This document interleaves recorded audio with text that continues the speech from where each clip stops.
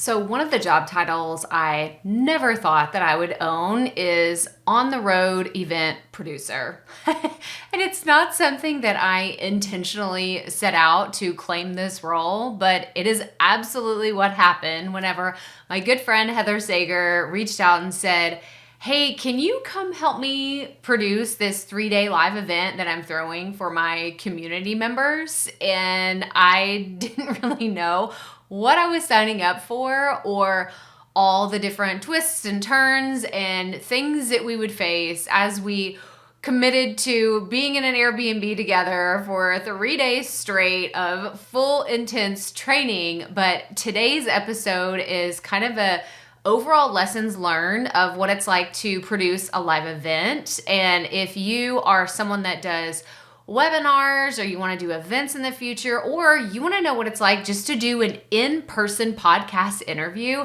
you're going to find so many incredible things to think about and takeaways that I cannot wait for us to cover. So let's get right to it.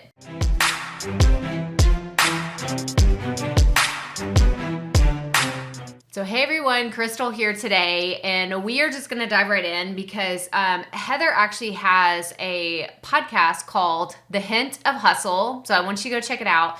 She and I recorded an interview right after we were finished with her live event. Like it was 5 o'clock on day 3. We were exhausted, and I'm not even really sure that a lot of the things that we said made sense. I mean, I did go back and listen to the episode, and I was like, oh yeah, that makes sense. But we were on our last legs. Like I got into my pajamas right after we recorded that, and I was ready to go to bed. Like eat my leftovers. I don't even remember what we had from Uber Eats that day, and crawl into bed, watch the latest episode of the morning show, watch a little bit of Friends, and pass out because I had an early flight the next day.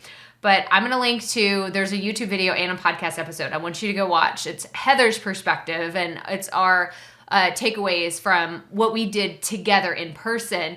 But I thought this is so interesting because I, like I said, never set out to have this type of role. I didn't say, hey, who wants me to come produce their show or come produce their live event? But this is how the universe worked. And I actually ended up flying to, she lives in Bend, Oregon, which is a part of the country I'd never been to. I flew into Seattle and then flew to Bend, and we did a 3-day live training. And I was there from Monday through Friday. Her training was Tuesday, Wednesday, Thursday, flew out early bird Friday morning.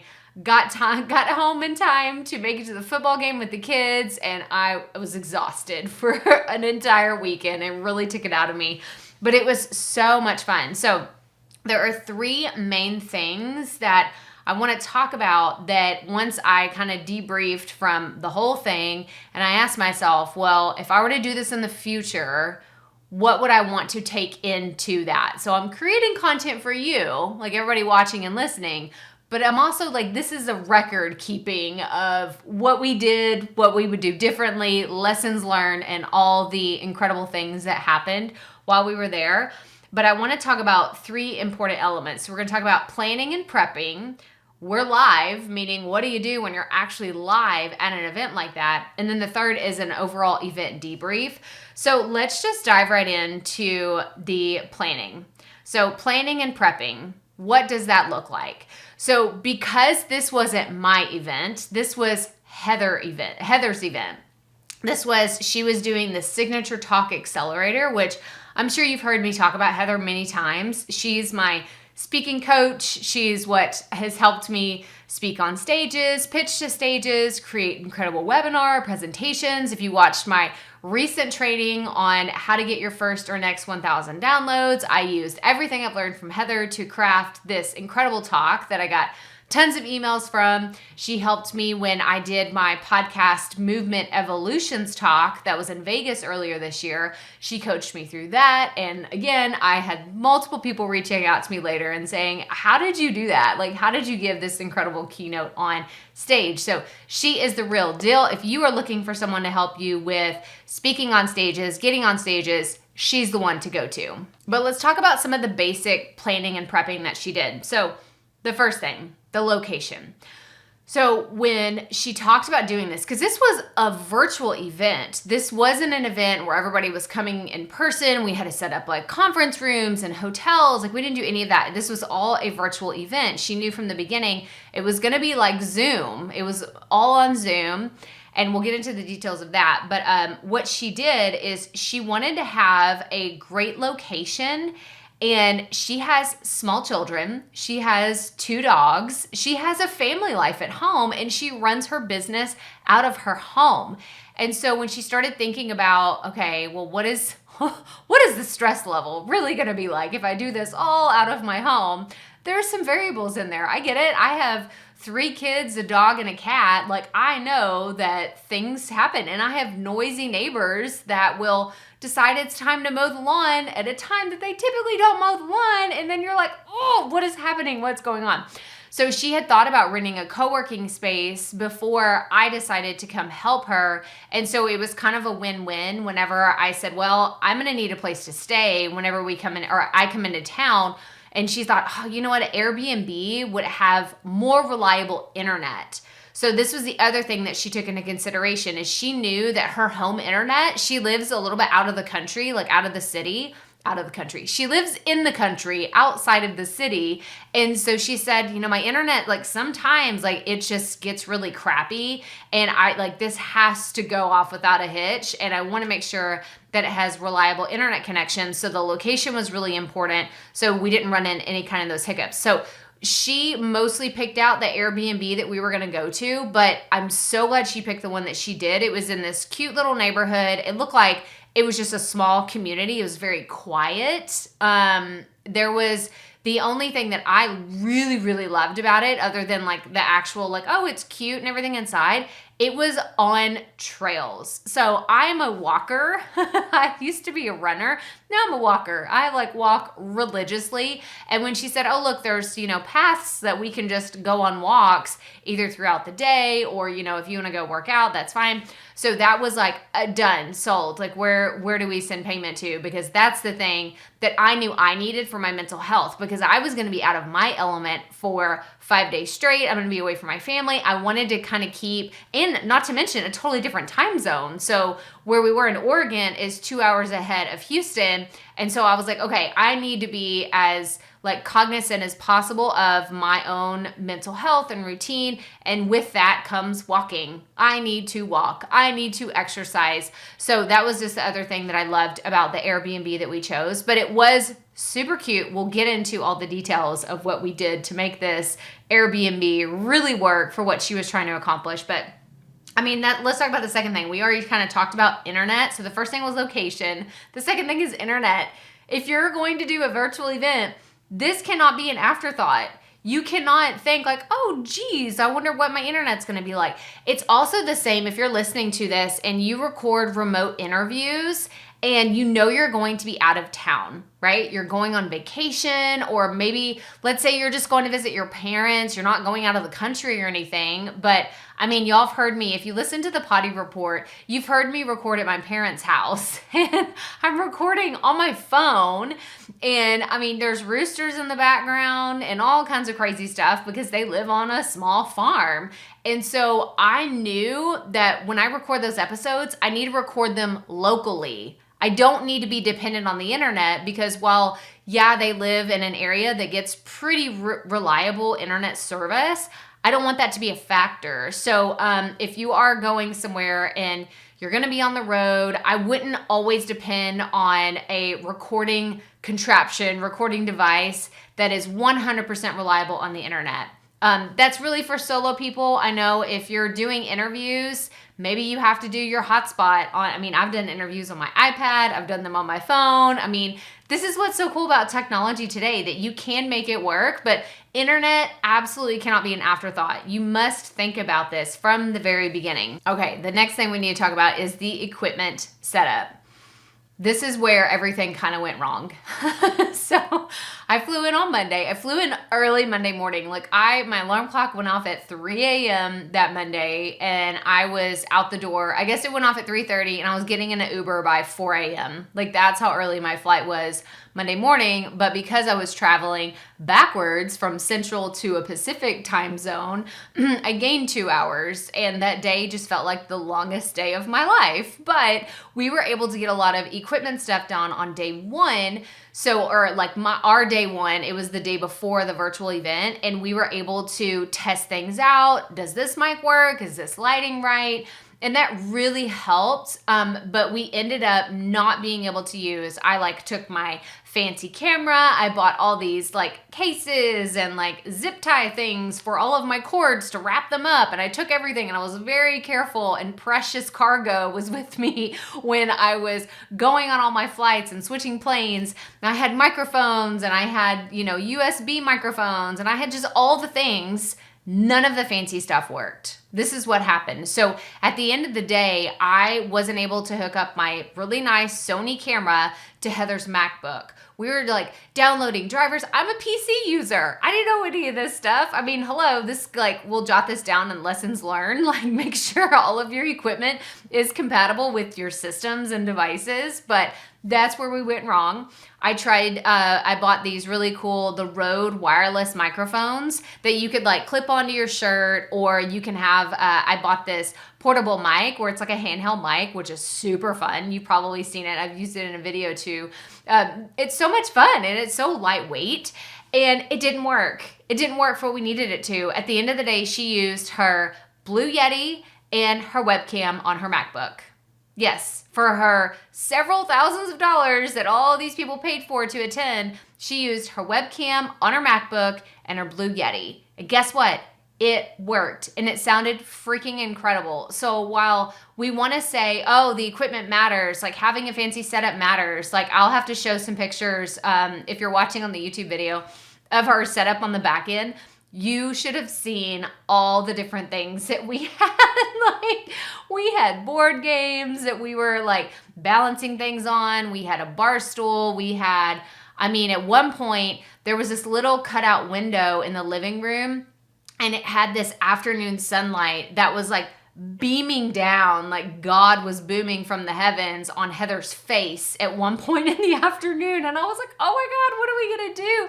So we took one of her dry erase boards and put it up in that window, but then I didn't know if the dry erase board was gonna fall or not, so I had to put this tote bag up there, and then the tote bag's not gonna hold it by itself, so I had to put a couch pillow and books, and it was just, I was filled with so much anxiety the whole time she was speaking. So if you were at Heather's event, just know I was behind the scenes sweating that all of a sudden this whiteboard was gonna like collapse and and ruin everything. So it was a whole thing. Like, behind the scenes anxiety is very real when you're setting things up. But just know that if you're doing anything fancy for the very first time, don't use brand new equipment, okay? And then this is actually what Heather and I talked about, is like, when do you call it? When do you say, all right, enough is enough? She told me, she was like, if you don't get that figured out by 8/12, we're calling it. We're just gonna use the setup that we have.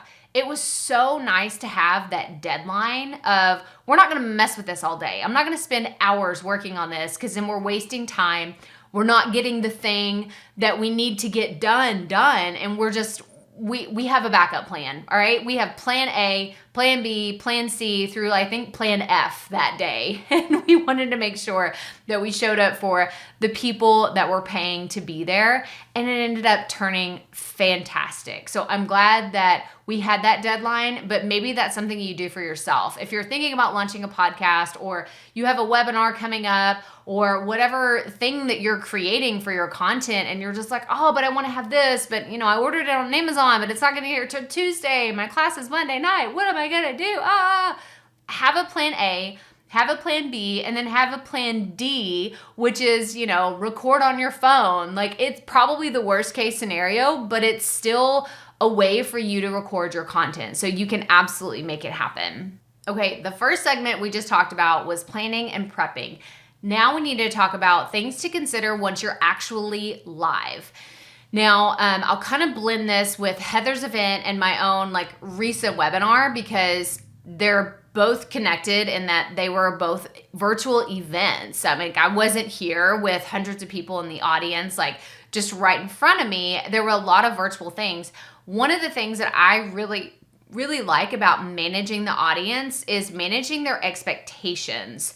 So being very clear up front what to expect. So for Heather's event, because I was helping behind the scenes, I wasn't an actual participant, but I do know that people that were enrolled or registered for this event, they had homework, they had prep work, they knew what to do, when to do it, and how to do it. They were very prepared. Similar with my webinar, I sent out an email saying, here's what you can expect, add this date to the calendar, and this is like the button that you hit whenever we're live.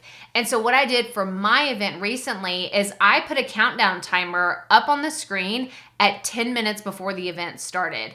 Now, it made for a little bit, trickier on the back end. Like I needed to cut off the 10-minute timer because it was way too much for someone to sit through when they watch the replay. But for the people that are there live, they appreciate it because they know what to expect. Okay, well, when is it starting? I don't know when it's starting. Well, it's starting in 10 minutes, or maybe it's starting in 7 minutes because they can see on the screen.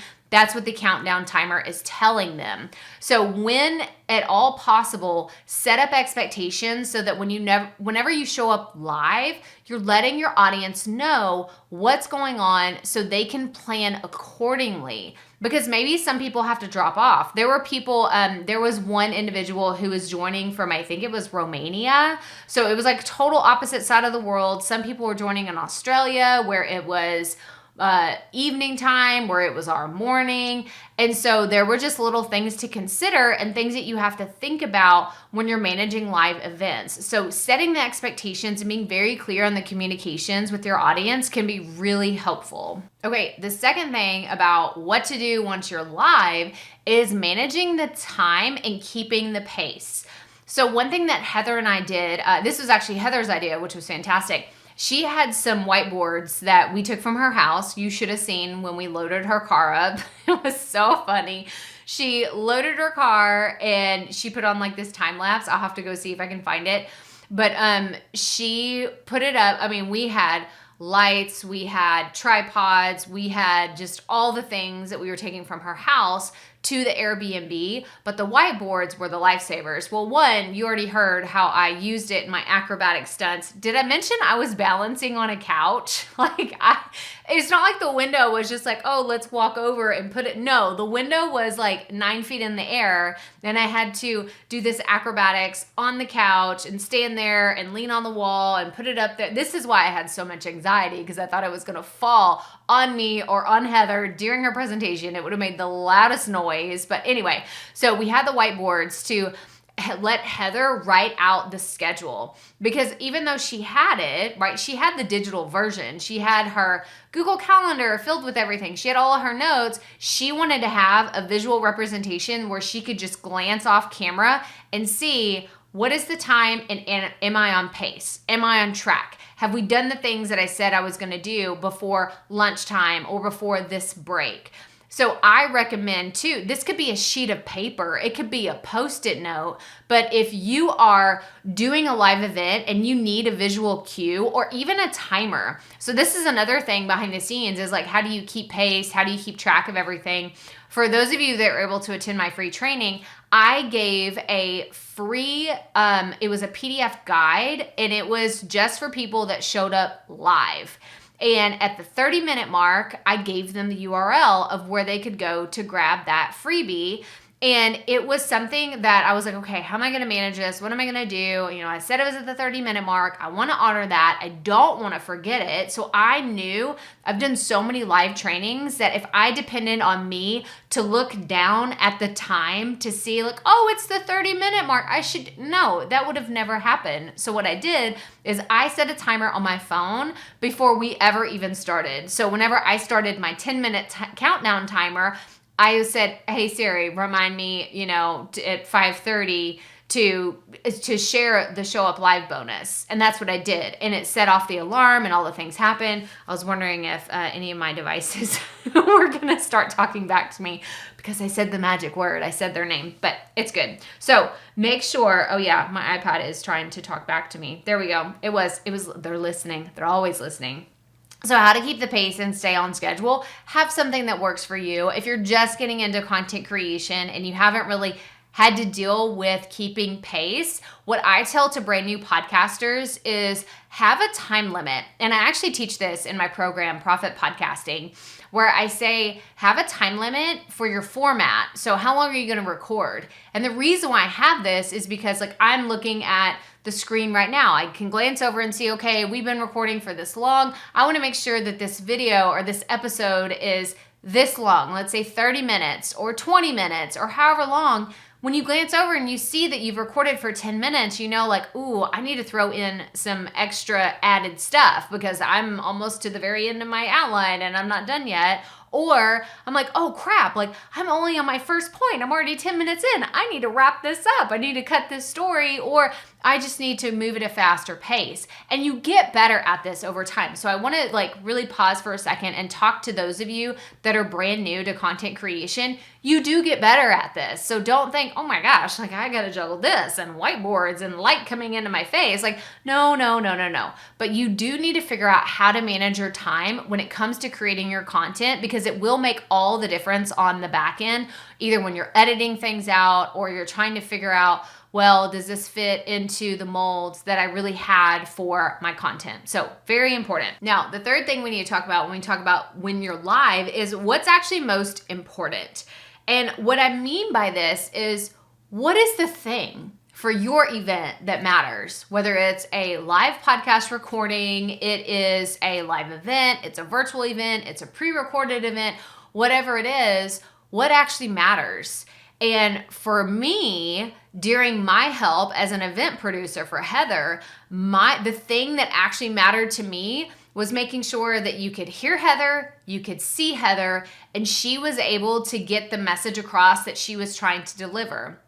Now what's actually most important was different. She was trying to make sure that everybody got a ton of value in what she was saying. Nobody felt lost. People felt supported. And of course, I'm speaking for Heather. She didn't tell me, well, these are the most important things. I just know her. And I knew how she wanted to show up for her people in this specific event situation. And those are the things that you have to think about before you ever hit record, before you ever get on stage, whatever your stage looks like. You need to think about these things, because when you're conscious about them, you can be more intentional about how you're delivering on those goals. So just like today's video and podcast episode, I'm thinking, how can I give you valuable information that can help you with your next event, your next recording, and things to consider that maybe you don't typically think about, because it doesn't apply how you create content today, but as you dream about the future and look at possibilities of what you want to do,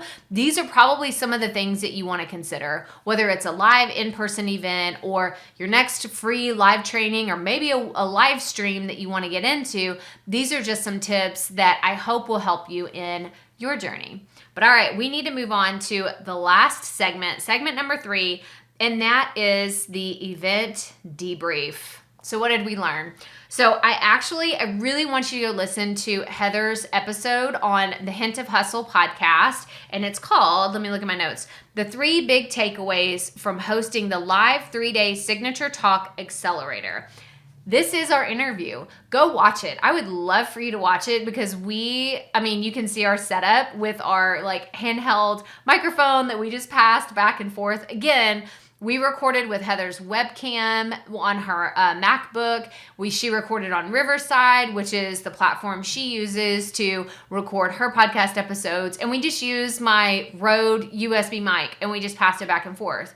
It wasn't fancy, but we had the Airbnb set up the way that we wanted it, and it looked fantastic. So one of my key takeaways actually is the Airbnb. This was fan-freaking-tastic. Now, remember earlier when we talked about Heather has kids and animals, I have kids and animals. The Airbnb took the stress out of those everyday life things where you're just like, oh my gosh, I haven't dusted in months and there's crap everywhere, or I haven't done the dishes, or my dogs are going to bark, or the kids are going to scream when I don't want them to.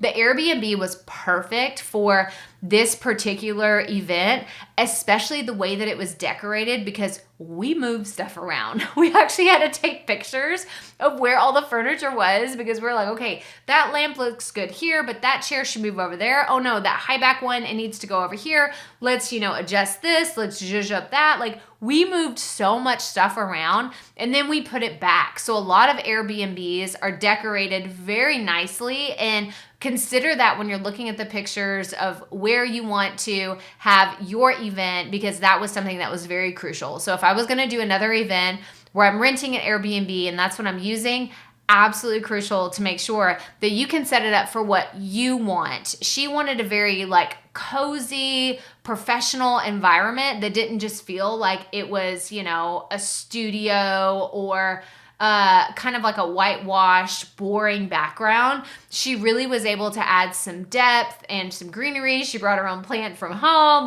We just got super, super creative. I'll make sure and share some pictures so you can check out all the things that we did. But the Airbnb solution was fantastic. One of the other things was a key lesson learned is we did a really good job taking care of the audience. And I can't speak for myself because I don't host events like this a lot. And I know Heather does a lot of Zoom trainings, but I think Heather was better able to support her people because she didn't have to worry about letting people in the Zoom room or making sure can you hear me? Or somebody has a question in the chat, did that question get answered? Oh my gosh, there were a lot of things. She called me her stage mom. Sorry. People call Heather her stage mom. I've been called the conference mom by other friends of mine that they're just you make sure we have water, we have snacks, we have all the things. And so I'm fine. I will be the stage mom. I'll be the event mom. I don't care. You can call me whatever you want, but I will be there with an extra charger and ask you, when was the last time you peed, and have you drank some water? Because this is what I do. This is how I support my friends and my people, is I want to make sure that everybody has snacks. So that's the most key thing here. Did I mention that Heather was 32 weeks pregnant when we did this? I don't know that I mentioned that yet, but she is very pregnant. And that was one of the things, or one of the reasons why she wanted help with this event. She was like, I don't know how I'm going to manage this. She was a freaking rock star. I don't understand how she had the energy to be so energetic and just the lung capacity. I've had children, and just having a baby sit right up in your ribs, I couldn't breathe. So I don't know how she was sitting down and able to project and do the things. It's why she's incredible. And it was so much fun. So a key takeaway for me is, would I do something like this again? Absolutely. She already said, you're going to come with me from now on anytime. You're going to be my event mom. And I was done. Because I had absolutely so much fun. And I hope to do stuff like that in the future. I was ooh, maybe I could be a traveling event producer. And then I told my husband that, and I said, no, actually, people need to come to me. I don't want to do that much traveling because it was exhausting. But if you're interested, I'm hey, shoot me a DM. You're doing something in Houston, and you want me to come behind the scenes and direct you, produce you. I did tell my husband, I feel like I was a movie director in another life, because I love it. I love the behind the scenes production, and yeah, let's set this up here and let's do that. And it was so much fun. So another key takeaway is do events with the people that you love. I don't think I mentioned this earlier, but Heather and I had never met in person. How wild is that, right? In 2023, we have been friends since 2019-ish, and we've never met in person until this year. And it was incredible. So if you have the opportunity to meet your friends in real life, have real conversations, real, just chats over cups of coffee. And if you can do it with your friends that you're doing life with and business with behind the scenes, because Heather and I, and our shout out to Mel, who wasn't able to make it. We missed her so much, but we thought about her. It was so incredible to strategize and mastermind behind the scenes. We didn't get to do as much of that as we wanted because we were exhausted. The event ran from 9:30 a.m. to 4:30 p.m. every day with roughly an hour lunch break. It was a lot. It was a lot. And it was so much good information. It was just, it all hit me just at the time that I needed it in my business because I was doing my launch, I was doing another webinar, and it was just so fantastic. So thank you so much, Heather, for sharing your beautiful audience with me. And shout out to anybody that was there for the Signature Talk Accelerator. Y'all were an incredible audience. And I encourage everybody that's listening and watching to go check out Heather's program. It is phenomenal. And if you are recording your next or your first, very, very first live event, then I encourage you to keep it simple. I hope everything you learn here today is like the moral of the story is it doesn't have to be super fancy. You can get a lot done. You can accomplish a lot with very little. So I encourage you to explore what that could look like for you. But that's all I have for you today. So if this is your first time tuning in, make sure you hit that follow or subscribe button wherever you are watching and listening to this podcast. And make sure that you come back every single week for our brand new content all about creating with confidence. And as always, remember, keep it up. We all have to start somewhere.